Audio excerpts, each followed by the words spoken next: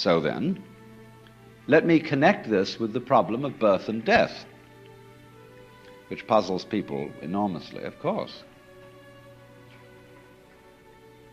Because in order to understand what the self is, you have to remember that it doesn't need to remember anything. Just like you don't need to know how you work your thyroid gland.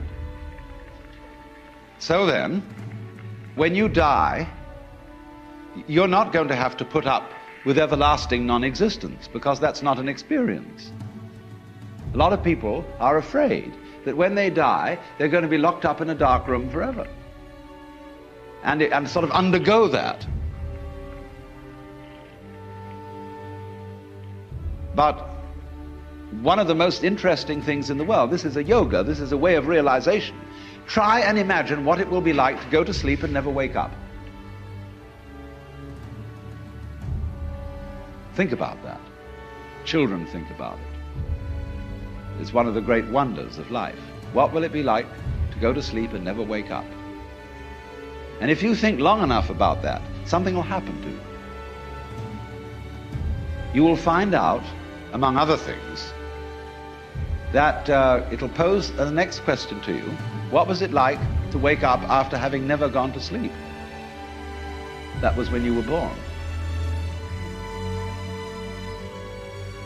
You see, you can't have an experience of nothing. Nature abhors a vacuum. So after you're dead, the only thing that can happen is the same experience, or the same sort of experience as when you were born. In other words, we all know very well that after people die, other people are born. And they're all you. Only you can only experience it one at a time. Everybody is I. You all know you are you. And wheresoever beings exist throughout all galaxies, it doesn't make any difference. You are all of them. And when they come into being, that's you coming into being. You know that very well. Only you don't have to remember the past. In the same way, you don't have to think about how you work your thyroid gland or whatever else it is in your organism. You don't have to know how to shine the sun. You just do it. Like you breathe. Doesn't it really astonish you that you are this fantastically complex thing? And that you're doing all of this and you never had any education in how to do it? You never learned, but you're this miracle? Well, the point is that from a strictly physical, scientific standpoint, this organism is a continuous energy with everything else that's going on. And if I am my foot, I am the sun. Only we've got this little partial view. We've got the idea that, no, I'm just something in this body. The ego. That's a joke.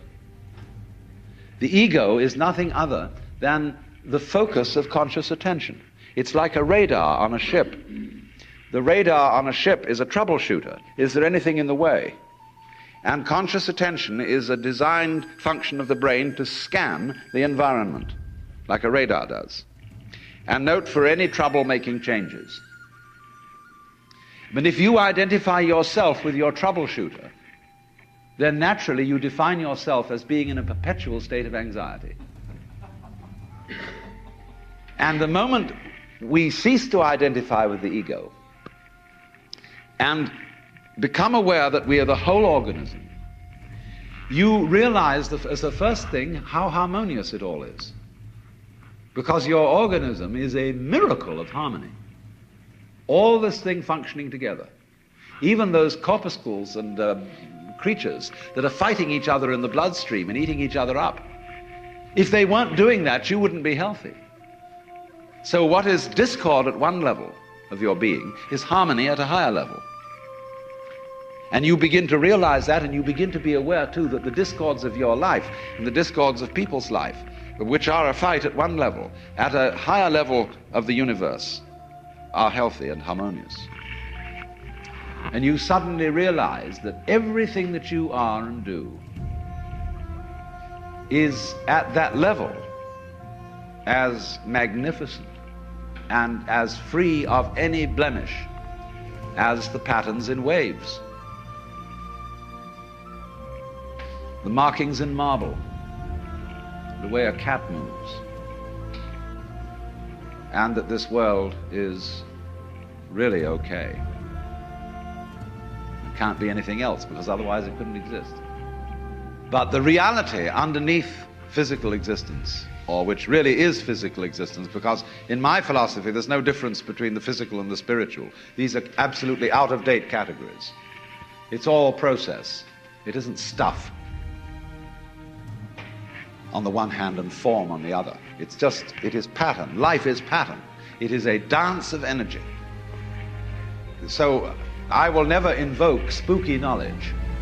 That is to say that I've had a private revelation, or that I have sensory vibrations going on a plane which you don't have. Everything is standing right out in the open. And it's just a question of how you look at it. So you do discover, when you realize this, the most extraordinary thing to me that I never cease to be flabbergasted at whenever it happens to me. What you do is what the whole universe is doing at the place you call here and now. You are something the whole universe is doing in the same way that a wave is something that the whole ocean is doing. The real you is not a puppet which life pushes around. The real deep down you is the whole universe.